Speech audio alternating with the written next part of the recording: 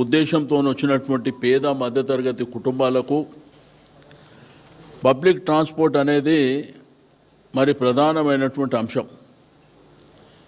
ఎందుకంటే వాళ్ళు ఆటోలో పోలేరు, కార్లో వెళ్ళలేరు, వాళ్ళకున్న మార్గం వల్ల ఆర్టీసీ. అయితే పబ్లిక్ ట్రాన్స్పోర్ట్ అనేది మన భారతదేశమే కాదు ప్రపంచవ్యాప్తంగా కూడా కొన్ని దేశాలలో బస్సు ఫ్రీగానే ఉంటుంది సిటీస్లో. బట్ మన దగ్గర ఒకవైపున ఫ్రీ బస్ అని మహిళలకు పూచి చూపించి వాళ్ళ కుటుంబ సభ్యుల మీదనే మరి భారం వేయడం. అంటే ఒక మనిషి మీద 500 రూపాయల వరకు పడుతుంది దాని ఎఫెక్ట్. 1 కిలోమీటర్ చొప్పున కావచ్చు, లేకపోతే సికింద్రాబాద్ నుంచి మైదపట్నం పోయే వాళ్ళు కావచ్చు, దిల్సుఖ్ నగర్ నుంచి జూబ్లీ బస్ స్టాండ్ వెళ్ళే వాళ్ళు కావచ్చు, అదేవిధంగా ఇమ్లీబన్ నుంచి దిల్సుఖ్ నగర్ లేకపోతే ఓల్డ్ సిటీ వెళ్ళే ప్రాంతానికి కావచ్చు. చాలా భారం పడేటువంటి అంశం. రెండో వైపున ఆదాయం పెంచుకోవాలనేటువంటి మార్గాలు అంటే పేదవాడు మధ్యతరగతి కుటుంబాలు. ఈరోజు తెలంగాణ రాష్ట్రంలో కాంగ్రెస్ ప్రభుత్వం వచ్చిన తర్వాత రియల్ ఎస్టేట్ అంతా డమాల్ అయింది, మనకు తెలుసు. మనీ సర్క్యులేషన్లో లేదు. రెండోది, పండుగలకు కూడా డబ్బు ఖర్చు పెట్టే పరిస్థితిలో ప్రజలు ఇబ్బంది పడుతుంటారు. రెండోది, ఉపాధి కోసం కేసీఆర్ గారు ముఖ్యమంత్రి ఉన్నప్పుడు కరోనా వైరస్ వచ్చినప్పుడు 24 లక్షల మంది బయట రాష్ట్రాల నుంచి వచ్చిన వాళ్ళు ఉన్నారు. ఉన్న ఉపాధి పోయింది. రెండోది, వీరు మేనిఫెస్టో కాంగ్రెస్ ప్రభుత్వం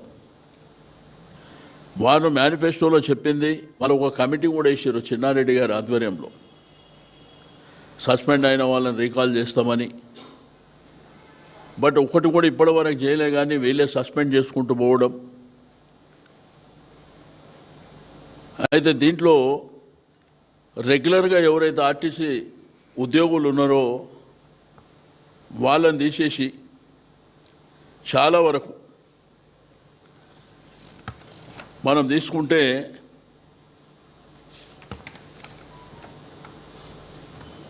అవుట్సోర్సింగ్, చాలామందిని అవుట్సోర్సింగ్ తీసుకుంటారు. అంటే ఈరోజు భారతదేశంలో ఆర్టీసీకి ఉన్నంత పేరు సేఫ్టీ విషయంలో ఏ ట్రాన్స్పోర్ట్ సంస్థకు లేదు. ఆర్టీసీ అనగానే సేఫ్.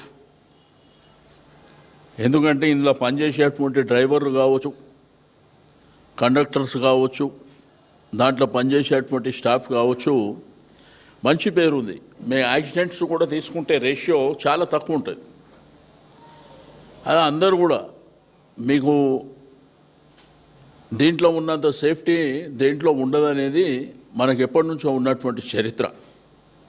రెండోది, వాళ్ళు గతంలో కేసీఆర్ గారు ముఖ్యమంత్రిగా ఉన్నప్పుడు ప్రభుత్వంలో విలీనం చేయాలని చెప్పి డిసిషన్ తీసుకొని క్యాబినెట్ ఆమోదం చేసి గవర్నర్కు పంపిన తర్వాత గవర్నర్ దగ్గర పెండింగ్ ఉండే. అదే సందర్భంలో ఎన్నికలు వచ్చినాయి. వీళ్ళ మేనిఫెస్టోలో పెట్టిండ్రు, మేము ప్రభుత్వంలో విలీనం చేస్తామని చెప్పి, 2 పిఆర్సీలు ఇస్తామని చెప్పి. ఇప్పటి వరకు పిఆర్సీ గతి లేదు, ప్రభుత్వంలో విలీనం చేస్తామన్న మాట అది కూడా లేదు. ఇప్పుడు ప్రైవేటైజ్ చేయాలనేటువంటి కుట్ర జరుగుతుంది. ఇప్పటికే గౌలిగూడ బస్ డిపోని 400 కోట్లకు మరి ప్రైవేట్ సంస్థలకు ఇచ్చింది. అదేవిధంగా ఉప్పల్ కావచ్చు, మియాపూర్ కావచ్చు, అన్ని డిపోలను కూడా ప్రైవేటైజ్ చేసి